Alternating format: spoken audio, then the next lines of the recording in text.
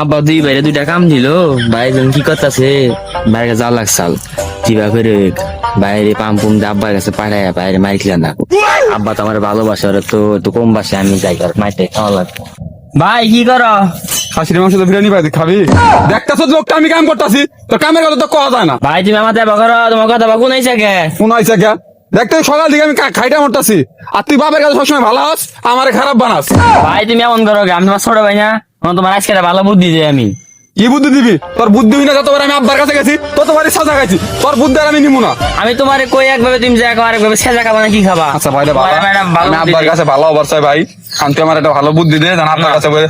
আর যে সামনে শীতকাল আয় বলো ভাই, আব্বার একটা কষ্ট না ভাই। আমি এই কথা এই জন্য তোমার কাছে আইছি যে তোমার দুঃখ তো আমি বুঝি, আমি তোমার ছোট ভাই না। ও ভাই তোমার তখন তোমার একটা কথা করাইছি যে শোনো, বয়সটা কম হয়তো না, আবার যে বিয়ের কথা কওগা।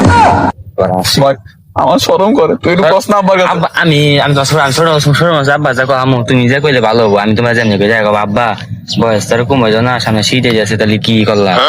আব্বা আব্বা আবার মারবো না তো আমারে?